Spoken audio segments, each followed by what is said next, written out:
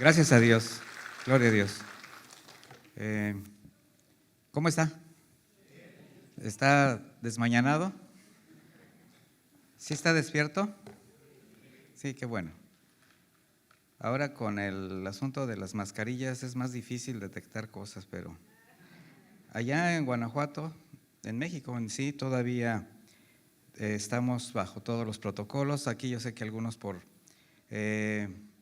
algo personal lo pueden usar, pero ya hay una libertad. Pero ¿sabe cómo nos saludamos allá? Le decimos solamente voltee, derecha, izquierda, atrás, y que sus ojos hablen por sí mismos, ¿verdad? Ojos pispiretos, alegres, contentos, y pues es lo que yo miro aquí, ¿verdad? Ojos que están atentos a lo que el Señor pueda hacer. ¿Cuántos estuvieron el viernes y escucharon el mensaje? Pues está una buena parte. Mire, este mensaje no es una continuación, pero el mensaje anterior nos va a dar una poquita de plataforma quizás para poder entender mejor este mensaje. Y quienes no lo escucharon, de todas maneras, es una palabra que le va a hacer reflexionar. Como dijo ahorita Juan, ser desafiados, ¿verdad? Como dijeron nuestros hermanos, no fue Carlos el que lo dijo, ser desafiados, ser confrontados y que de alguna manera pues pongamos por obra lo que el Señor nos ha puesto en el corazón. No se quede nada más con la palabra, no diga, ay, qué mensaje, ¿verdad? Hasta me hizo llorar, ¿verdad? Me confrontó, caí de rodillas. Es que todo eso se convierte en una realidad en su vida. Y hoy vamos a hablar de un tema que es realmente muy bonito, muy importante y necesario como toda la palabra de Dios. Y les voy a hablar de lo que podríamos considerar como una verdadera consagración. ¿Sí sabe lo que es la consagración? Sí ha escuchado, sí ha tenido usted esta oportunidad de escuchar varios mensajes. Y bueno, este mensaje solamente va a abundar un poquito, va a aportar un poco de lo que usted ya conoce. Tenga la seguridad que no le estoy diciendo nada que no haya escuchado. Quizás lo que vamos a hacer es solamente expresarlo de manera diferente para que usted lo afirme en su corazón. Mire, la consagración al Señor, porque estamos hablando de la consagración a Dios, en el creyente, en cada uno de nosotros, es una respuesta. Y esta respuesta es una respuesta legítima, tiene que ser legítima, justa, voluntaria, racional, en la gratitud de haber sido tocado por el amor y la misericordia de Dios.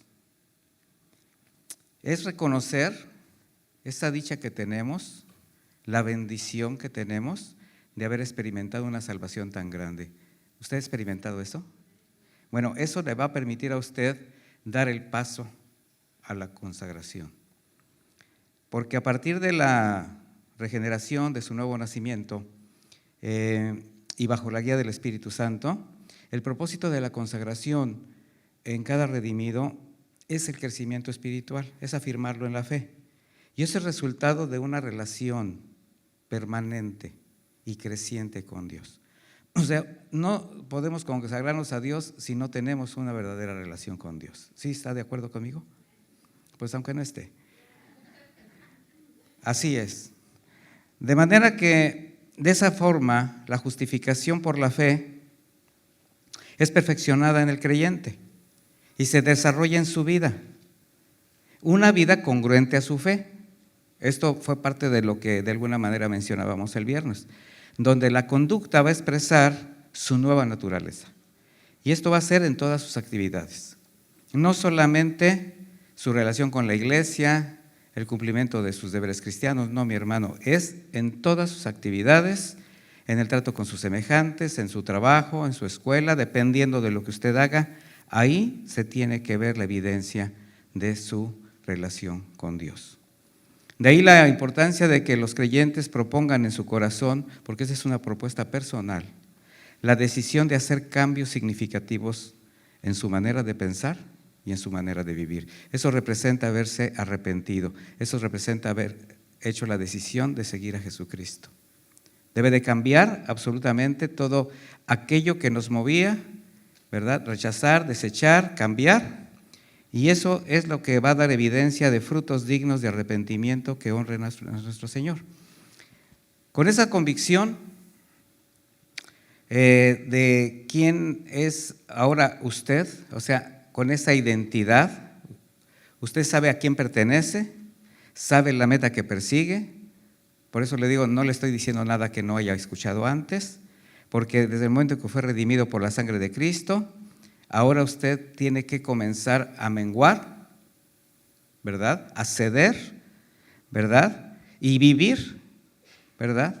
Precisamente donde esa decisión personal de negarse a las cosas del mundo, ceder la voluntad personal para someterla a la voluntad de Dios, es muy importante, forma parte de nuestra vida. El apóstol Pablo lo dijo de esta manera en Romanos 12:1. Yo voy a estar usando la versión de Reina Valera contemporánea como el viernes pasado, es un poquito más clara en su traducción y se lo voy a leer. Dice Romanos 12:1, así que hermanos, les ruego por las misericordias de Dios que presenten sus cuerpos como sacrificio vivo, santo y agradable a Dios, que es el culto racional de ustedes. Ese es nuestro culto racional.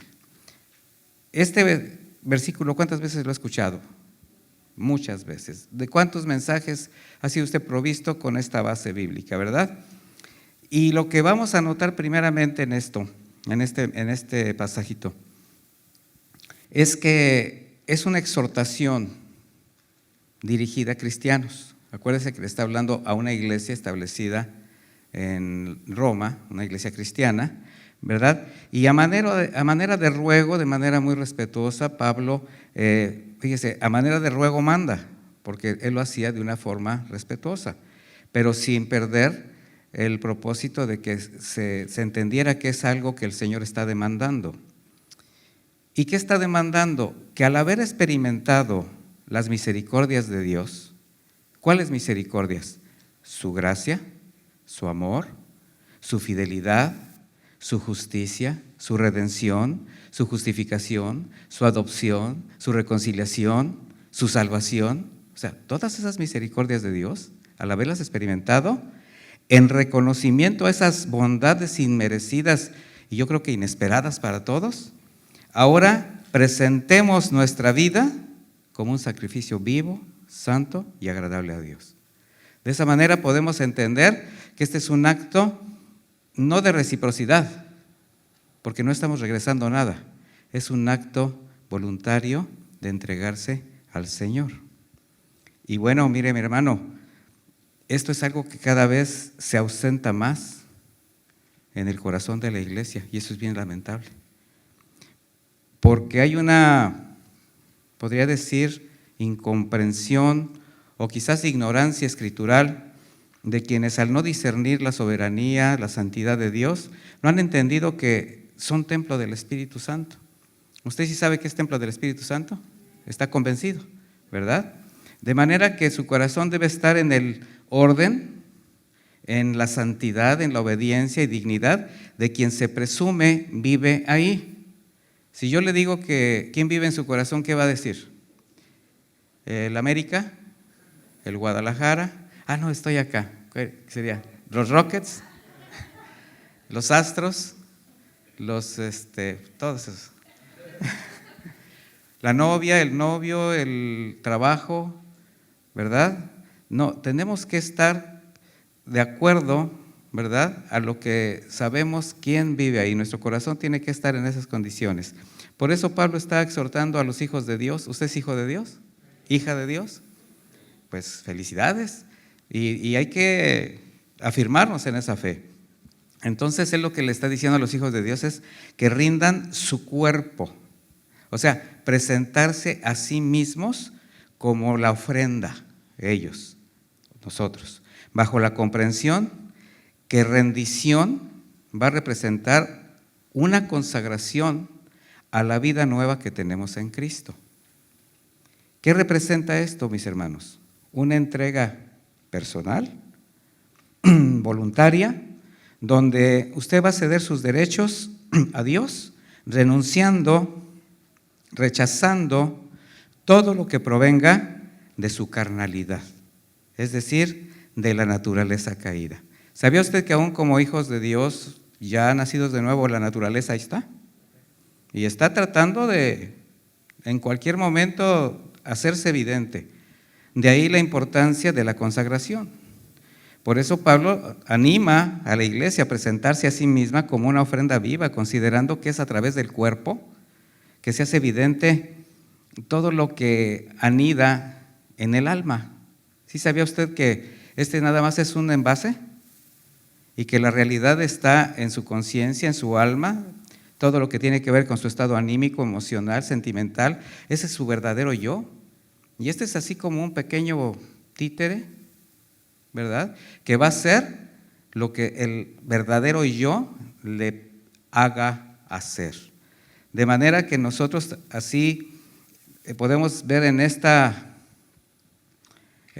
más que una exhortación, un mandato a la iglesia, a presentarse al Señor en esa condición espiritual, moral, física, que además por la gracia del Señor, por el lavamiento que hemos tenido de nuestro pecado, hemos alcanzado. Porque el Señor ya hizo la parte difícil.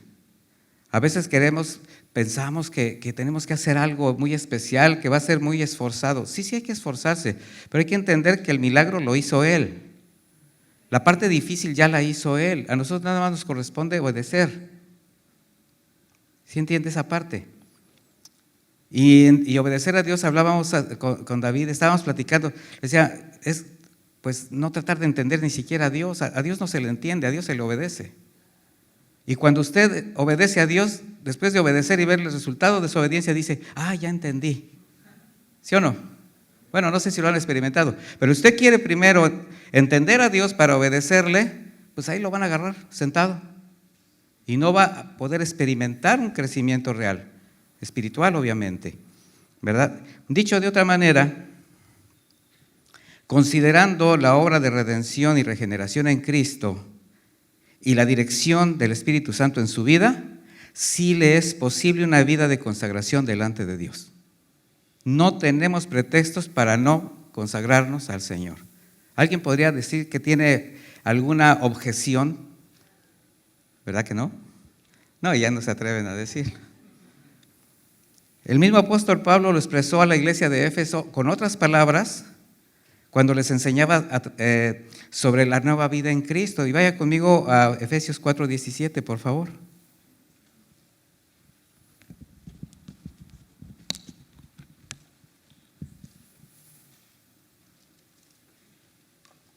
Dice, esto digo e insisto en el Señor, que no se conduzcan más, o sea, le está hablando a la iglesia, a cristianos, a nacidos de nuevo.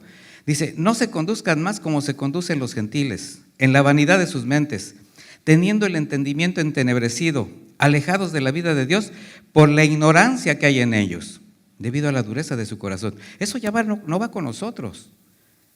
El apóstol está dirigiéndose a la iglesia diciéndole, ya no se conduzcan como antes.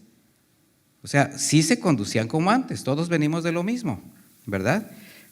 Y les dice en el versículo 19, porque una vez perdida toda sensibilidad se entregaron a la sensualidad para cometer ávidamente toda clase de impurezas. Dice, pero ustedes no han aprendido así a Cristo, ¿verdad que no? Porque nos está diciendo a nosotros, haga la propia. Dice, si en verdad le han oído y han sido enseñados en Él, así como la verdad está en Jesús. Y yo sé que ustedes sí le han oído y han sido enseñados en Él. Entonces, ¿queda el pretexto para no ser o hacer lo que el Señor nos manda? Dígame, ¿queda pretexto? No hay. De ahí las preguntas, ¿se acuerda que yo hago preguntas, sí? Interactuamos un poquito. ¿Está consciente de la santidad de Dios? ¿Reconoce haber sido alcanzado por sus misericordias? ¿Verdad? ¿Cree que ha aprendido conforme a la verdad en Cristo? Sí, ¿verdad? ¿Sabe que al haber alcanzado salvación y ser justificado ahora el Espíritu Santo le guía? Usted se está embarcando con su respuesta.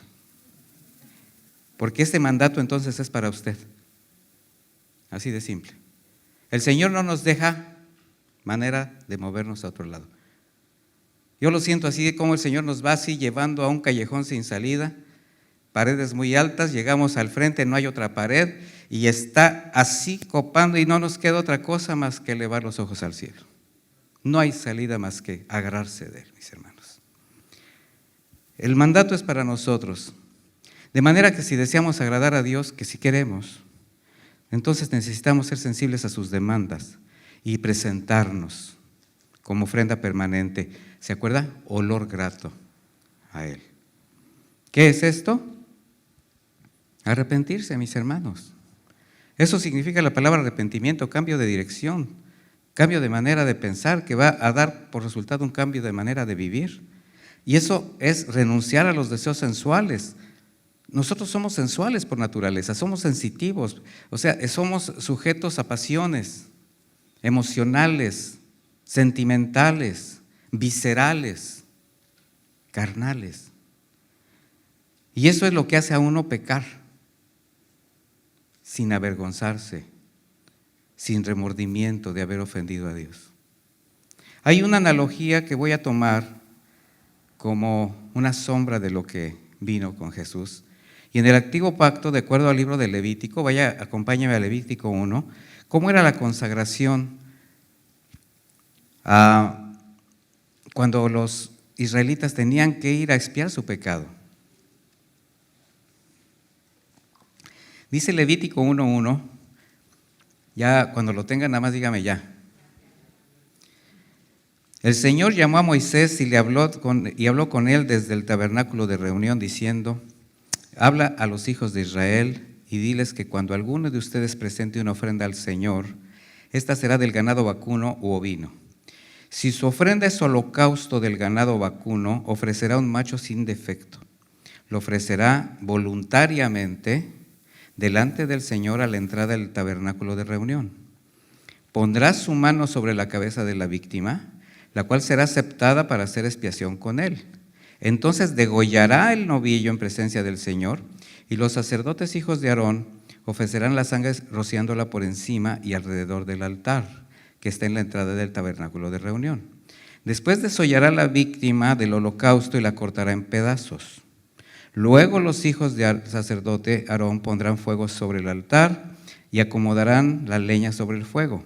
Después los sacerdotes, hijos de Aarón, acomodarán los pedazos, la cabeza y el sebo encima, lavará de la leña que está en el fuego sobre el altar, y el sacerdote lavará con agua las vísceras, las piernas, y las hará arder todas sobre el altar en un holocausto, una ofrenda quemada de grato olor al Señor. Mire, para expiar su pecado, porque recuerde que este era un ritual anual, hasta que vino el Señor a hacer la ofrenda total y completa, ¿verdad? Ellos de esta manera expresaban su obediencia, su arrepentimiento, llevando una ofrenda viva para ser inmolada en el altar del Señor. Ya vimos que esto era la sombra. La substancia quitó la sombra. De manera que el pecador presentaba voluntariamente una ofrenda en holocausto delante del altar, para el cual tomaba un toro de su propiedad, un cordero de su rebaño, fuerte, limpio, sano. Holocausto, en el vocablo hebreo, olá, o sea, así como hola, pero la H va al final, significa sacrificio total, completo, entero. Porque este era un sacrificio exclusivamente para deleite del Señor. Es decir, ninguna de sus partes se podía tomar ni por el sacerdote ni por el oferente, como en otras ocasiones donde tomaban hasta para comer. No, ahí no había oportunidad de agarrar.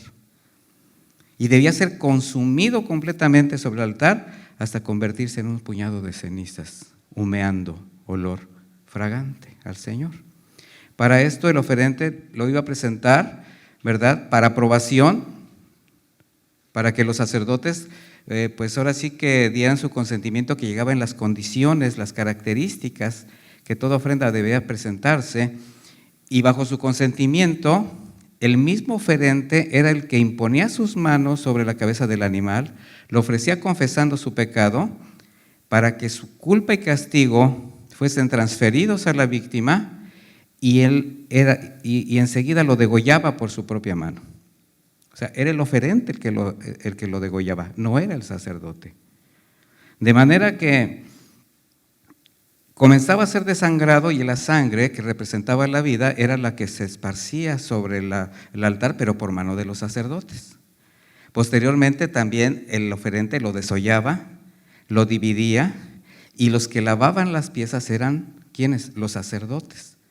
De manera que todo esto, el lavado de intestinos, piernas, era una representación de la pureza interior y el caminar de quien era acepto delante de Dios. O sea, todo tenía un porqué. Finalmente, cada pieza era acomodada minuciosamente para ser quemada en el altar y ser consumido completamente. Esto representaba la consagración voluntaria de quien se estaba presentando ante Dios para ser perdonado. Por la gracia de Dios ya no vivimos bajo esa sombra, mis hermanos, sino que a la luz de la redención de Cristo, como Cordero perfecto del Señor, bueno, Él ya fue inmolado y ofrecido una sola vez y para siempre por nuestro pecado, de manera que al haber sido comprados a un precio tan alto, ¿sí está consciente de eso, que el precio fue muy alto? Ahora el Señor que nos pide a los redimidos, algo que no pide nada que no le pertenezca. ¿Sabe por qué? Porque somos de Él, porque ya nos compró. O sea, no nos está pidiendo nada que no sea de Él. Demanda al creyente lo que a Cristo le pertenece, entendiendo que Dios no necesita nada de nosotros tampoco, mis hermanos. Y es algo que tenemos que entender. No importa tus recursos, tu talento, tu servicio, finalmente todo te lo ha dado Él. De manera que lo único que desea de sus hijos es que sean una ofrenda de olor grato, presentando su cuerpo, que es una ofrenda viva, o sea, como un sacrificio santo, vivo. ¿Ya vio el contexto? Eso nos centra un poquito más en la manera como nos tenemos que presentar delante de Dios. Entonces, en analogía a aquella ofrenda del viejo pacto, mientras caminemos en este mundo, los verdaderos creyentes, y usted puede decir, ¿está hablando de mí? ¿Sí puede? Diga que sí. Sí, pues digo, pues, entonces mejor los evangelizo. Está hablando de mí, ¿verdad?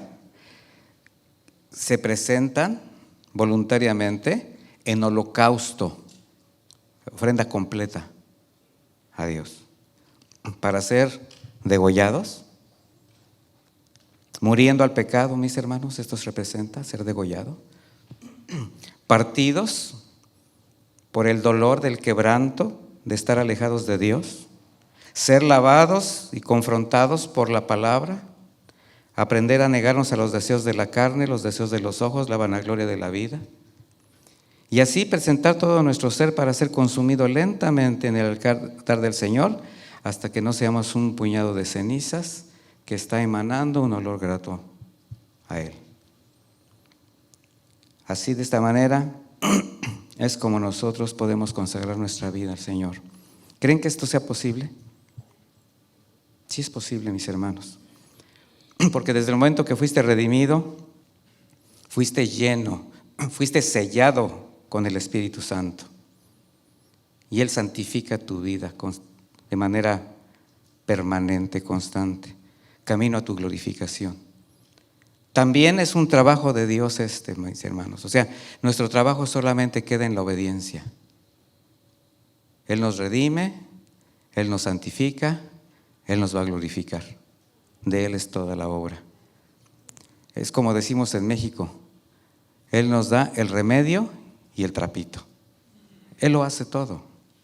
De manera que como a usted le pertenece, si está convencido de todo esto que hemos hablado, entonces su consagración no solamente es posible, sino que tiene que formar parte de un estilo de vida. Como cristiano, como dijo él, si en verdad lo eres, si en verdad has sido tú ministrado con las palabras de Cristo. ¿Usted cree que está hablando de usted, el Señor? Sí, mis hermanos. Regresando al holocausto, una vez que el animal era colocado en el altar, era consagrado y ya no era posible apartarse de él, le pertenecía en su totalidad. Dice el mismo Levítico 27, todo lo consagrado será cosa santísima a Jehová. Esto indica que una vez que usted ha consagrado su vida al Señor, ya no podrá tomarla de nuevo para sí mismo. La está cediendo. ¿Se imagina a alguien que ha recibido tanta misericordia y gracia discutiendo con Dios, regateándole la santidad y la obediencia? ¿Y qué cree que hacemos constantemente? Estamos discutiendo con el Señor, le estamos regateando lo que ya es de Él. Nuestra consagración comenzó en el momento mismo que extendió su misericordia tocando nuestra vida. Por tanto, tenemos que vivirla sujetando nuestra voluntad a la suya. El Señor Jesús lo expresó así: si alguno quiere venir en pos de mí, ¿qué? Niéguese a sí mismo, tome su cruz cada día y sígame. Y usted sabe lo que esto representa. Esa cruz simbólica donde usted va a estar ahí clavando el pecado. El Señor sabe su naturaleza, sabe que usted desea, sabe que usted quiere tomarse esa copa, sabe que usted quiere hablar esa palabra que está mal dicha, esa palabra vana, sabe que usted tiene pensamientos. Y en ese momento usted lo único que hace es decirle: Señor, sí, este soy yo, pero tomo este pecado y en esta cruz simbólica lo clavo. Ahí se queda. Esa es su cruz. La cruz es para crucificar algo: el ego, la maldad, la naturaleza. Sin embargo, una de las razones de más peso por la que muchos creyentes, y estoy hablando de creyentes, no desean consagrar su vida al Señor, es temor a perder lo que aún conservan. Así, se deleitan tanto todavía en muchas cosas. No se dan cuenta que al conservar aquello que formó parte de su vida mundana y que consideran importante, además de causarles mucho daño a ellos, a su entorno inmediato, a su familia, les está evitando disfrutar una nueva vida en Cristo. No terminan de experimentar toda la misericordia completa de Dios, y está a su disposición. Romanos 14:7 dice: porque ninguno de nosotros vive para sí y ninguno muere para sí. Pues si vivimos, para el Señor vivimos, y si morimos, para el Señor morimos. Así que ya sea que vivamos o que muramos, del Señor somos. Gracias por su misericordia. En otras palabras, cada momento, cada día que vives conforme a la voluntad del Señor, dentro de su orden, cumpliendo sus mandatos, es una ofrenda al Señor, porque ya no vives tú, sino Cristo vive en ti. Ahora sí aplica. Vives por Él y para Él, donde el reconocimiento de tu pecado, el arrepentimiento constante, y ya no es salvífico, es para ponernos a cuentas todos los días delante de Dios. ¿Sabía usted que diariamente tenemos que ponernos a cuentas con Dios? Limpiar nuestra red. Porque todos los días desde que nos levantamos algo sucede en la vida de cada uno. Y podemos llegar delante del Señor y decirle: Señor, otra vez, pero tú estás tratando conmigo y aquí te entrego esto. Y vengo a limpiarme delante de ti. Pero no se trata de limpiar del mismo pecado todos los días, mi hermano, eso es cinismo. Imagínese, ya se acostumbró, ¿verdad?, al acto religioso de hacer lo malo delante de Dios y decir: bueno, pues, perdóname otra vez. Sí lo va a perdonar, pero realmente usted está entregando esa área de su vida que el Señor le está demandando en su totalidad, que tiene que ser quemada. De manera que la renuncia al ego, la negación a los deseos carnales, las emociones vanas, la dependencia a la sensualidad, las pasiones desbordadas, bueno, esa renuncia nos va a abrir el camino a la consagración. Pero quien no ha entregado verdaderamente el corazón a Jesús, en una negación total, no ha entendido el valor de la gracia y abusa de ella. Mire, cuando alguien hace de la gracia un derecho, está perdido. De manera que, otra pregunta: ¿realmente vive una vida de consagración a Jesús, su Salvador, quien le dio la vida eterna? ¿Se entrega a Él en una ofrenda sacrificial, holocausto entero? Porque muchos creyentes, por temor a perder el control de lo que además jamás han controlado, démonos cuenta que cuando quisimos decidir cada uno nuestra vida, la echamos a perder. Por eso estamos aquí. queriendo hacer las cosas a nuestra manera, simplemente destruimos todo lo que amábamos y nos estábamos perdiendo. Y finalmente,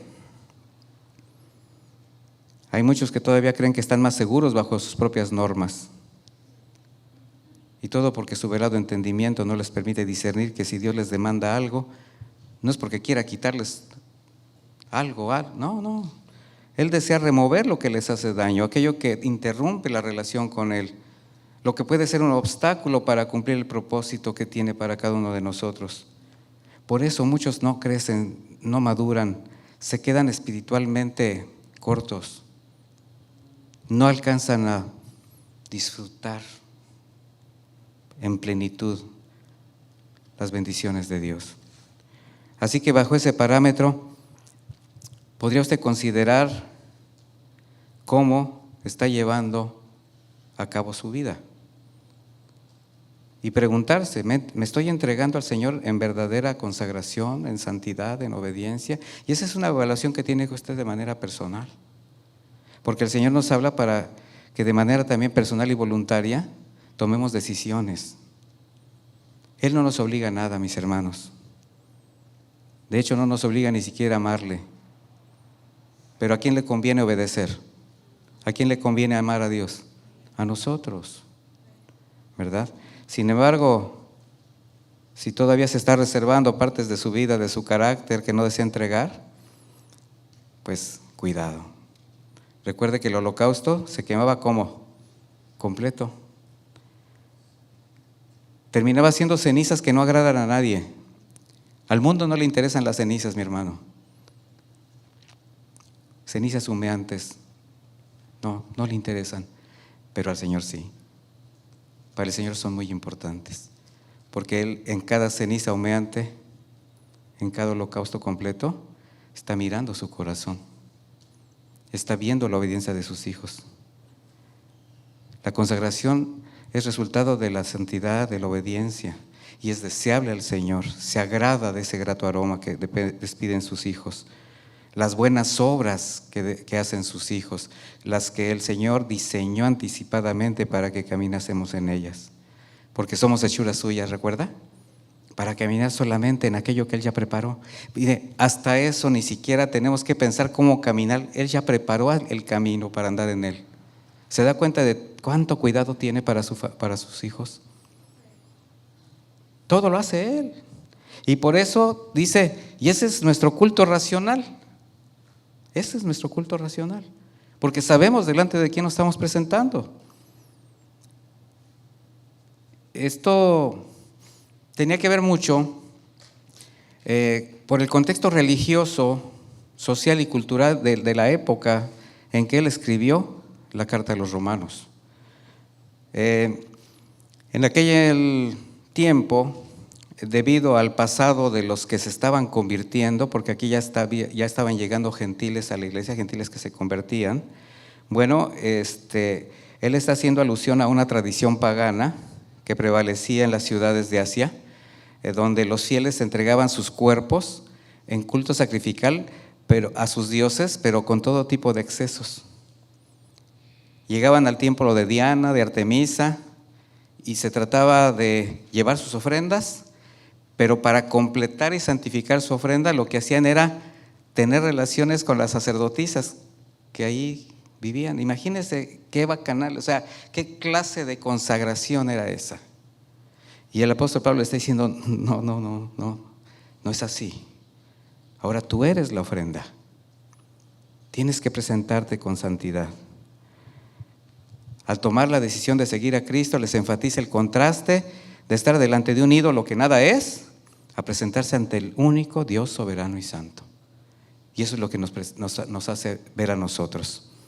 De manera que al convertirse al cristianismo, sus vidas deberían ser totalmente distintas, incluido el aspecto ceremonial, como se presentaban delante de Dios en el ejercicio de su fe. Entonces no se trata de llegar y presentarse nada más por hacer, nada más por estar. Tenemos que venir en las condiciones perfectamente correctas que el Señor está demandando. Y como le digo, es en el entorno donde usted esté. Antes de Cristo muchos vivimos bajo esos mismos patrones de vida. de culto irracional, con formas de pensamiento, de expresión, donde hicimos lo mismo, cosas peores de lo que acabo de decir. ¿Sí recuerda de dónde lo trajo el Señor? Porque el cristiano tiende a sentirse bueno, tiende a sentirse diferente, especial y a menospreciar a los demás. Yo ya soy cristiano y no nos damos cuenta que solamente somos gente perdonada. No tenemos nada de especial, mis hermanos. Así que como creyentes todo tendría que ser distinto. ¿Sí lo cree? Tendría que ser diferente. Pero ¿cuántos continúan viviendo con un pie en el mundo? Argumentando todo tipo de justificaciones.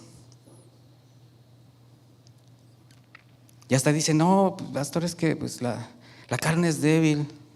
Sí, el Señor lo dijo. Él fue el que lo dijo. O sea, el Señor nunca dijo que sería fácil seguirle. Al contrario, enseñó a sus discípulos que habría pruebas, aflicciones por las que tenían que pasar y aprobar. Ser sujetos a tentaciones que por su nueva naturaleza podrían rechazar. Así que no tenemos un motivo o un pretexto para no ser consagrados al Señor. No se puede jugar con la santidad de Dios. Él no puede ser burlado. Por tanto, nuestra vida apartada del pecado es una rendición inteligente, racional, razonada. No es solo formar parte de una congregación o asistir sistemáticamente a un culto, a la iglesia, servir por servir, hablar cristianés. Aleluya, gloria a Dios, en victoria, mi hermano. No, mi hermano, eso no lo hace cristiano. Tampoco una piraña en su coche, tampoco. Cantar alabanzas, levantar las manos, sentarse a escuchar un sermón por sistema. No, mi hermano. Esos son deberes cristianos que tenemos que cumplir y nos alegramos de estar juntos, de alabar al Señor juntos, de hacer lo que a Dios le agrada. Pero la vida en santidad se vive en lo secreto, en el lugar aparte, donde nadie lo ve, donde usted cree que nadie lo ve, pero ahí está el Señor. Nuestro culto racional a Dios no se puede limitar a un sistema religioso.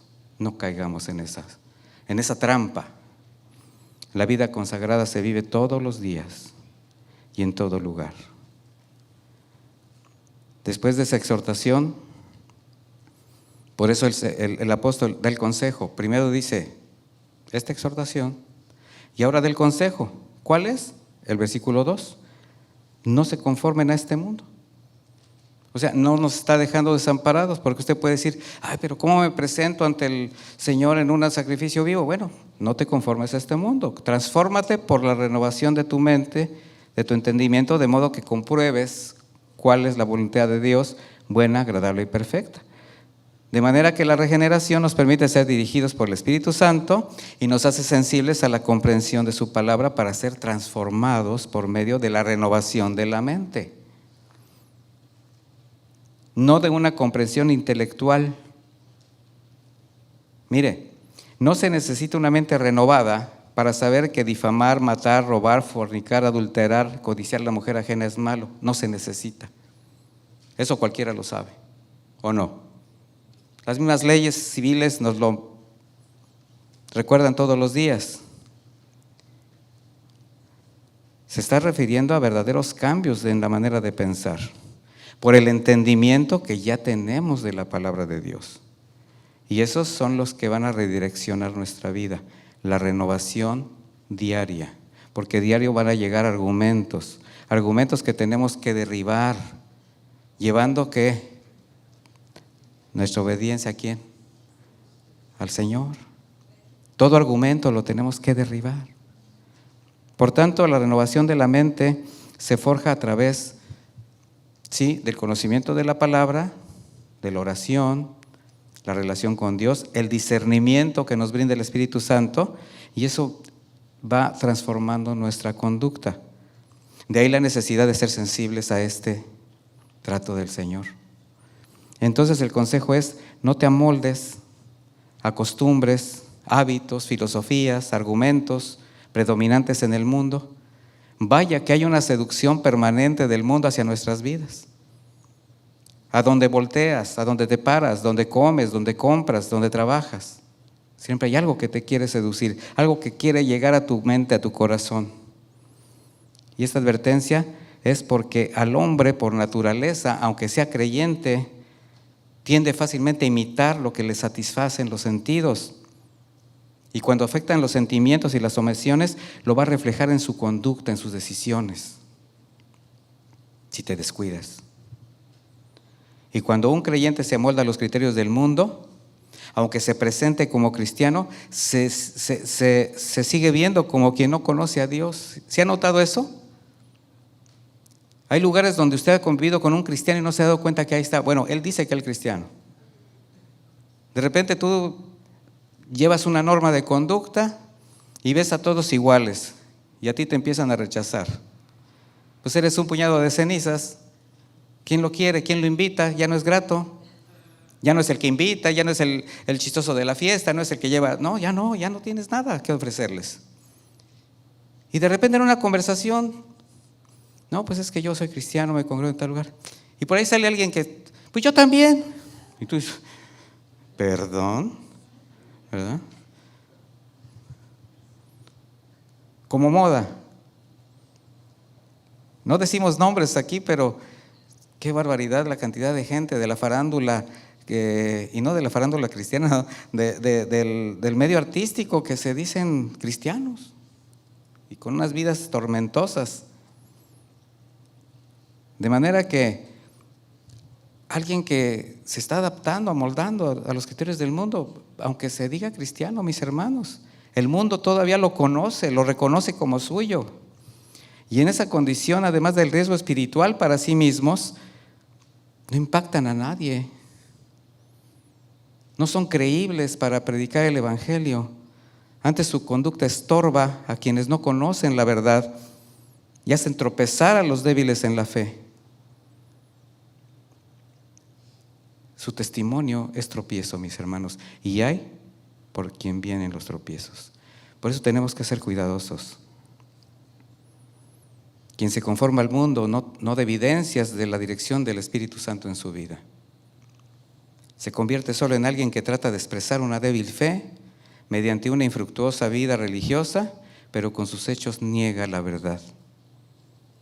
De ahí la importancia de la consagración, de los cambios radicales para ser transformados, renovados. Por eso dice, para que comprueben cuál sea la voluntad de Dios buena, agradable y perfecta. ¿Cómo comprobarla? Bueno, simplemente no hay fórmula, mis hermanos. Solamente es aceptarla y amarla. Acepta la voluntad de Dios, ámala, hazla tuya y vas a comprobar todo lo que tiene el Señor para ti. Comprender que la voluntad de Dios es que nadie se pierda, que sus hijos se santifiquen, que sean santos como Él es santo, amar al prójimo como Jesús nos amó, servir a los demás como Jesús sirvió. Esa es la voluntad de Dios. ¿La has comprobado? ¿La has hecho tuya? De ahí la necesidad de ofrendarte voluntariamente a Dios. Porque solo cuando te entregas así, el Espíritu va a empezar a transformar desde lo más profundo del alma. El cambio comienza de adentro hacia afuera. ¿Sí sabía eso? Porque hay que se transforman por fuera y por dentro, sepulcros blanqueados. ¿Sí sabe a lo que me refiero? Corrupción, pecado, hipocresía. Pero qué bonitos se ven, ¿verdad? Creyentes que por imponer sus argumentos, su forma de vida, conservan esa mente sin renovar, distorsionan la voluntad de Dios, el orden, el propósito, menosprecian las misericordias de Dios. Están en un terreno espiritual tan delicado que hay que orar por ellos, hay que ir por ellos. Hay que hablarles la verdad, recordarles. Gracias a Dios por quienes, pues los que creemos en el Señor. ¿No le da gracias a Dios por eso, mi hermano? De cómo lo ha tenido. Creemos en su obra regenerativa. Sabemos que tenemos una vida nueva, la garantía de su dirección espiritual. Pero cuando hay predominio de una mente corrupta, el riesgo de caer en cualquier momento es inminente. Por tanto, hermanos, si su mente no es la mente de Cristo, por causa de la carne, tenga presente que el ocuparse de la carne, ¿qué es? Muerte. El ocuparse del Espíritu es vida y paz. O sea, el Señor no nos da alternativas, pero tenemos que hacer una aplicación práctica de su palabra, de sus mandatos. Y cuando tomamos esa decisión, mis hermanos, las cosas cambian para nosotros mismos y van a afectar nuestro entorno. Como les decía yo el viernes, nosotros afectamos nuestro entorno, queramos o no, sea para bien o sea para mal. Y cuando todo lo que considerábamos valioso ahora lo vemos como escoria, entonces las cosas cambian. Que eso fue lo que hizo Pablo. Todo lo doy por basura. Y obviamente la traducción es más fuerte. O sea, todo lo que él odiaba, que era el cristianismo, ahora lo amaba. Todo lo que consideraba excelente, ahora lo rechazaba. ¿Por qué? Porque estaba dispuesto a rendirlo todo con tal de ganar a Cristo, de conocer a Cristo. Amada iglesia, mire, la consagración a Dios nos transforma y yo le animo a que lo haga porque nos renueva cada día. Júzguese a sí mismo sin condenación. No son enseñanzas condenatorias, son enseñanzas para confrontarnos, para que toquemos piso, para que nos demos cuenta del terreno que pisamos. Y mire, esto te va a permitir reconocer tu propia condición. Y si eres honesto, vas a hacer cambios. ¿Y a quién le va a convenir esos cambios? A ti. El Señor quiere lavarte, quiere limpiarte, te quiere capacitar más. Y una mente renovada en Cristo nos permite comprender el consejo de Dios. Atiendan todo el consejo de Dios. ¿Me acompaña a orar? Padre, te damos gracias por este tiempo tan hermoso de adoración que hemos tenido a ti, Señor, de alabanza a tu nombre, de gozarnos en tu presencia, Señor, llegando como una ofrenda que deseamos haya sido grata a ti.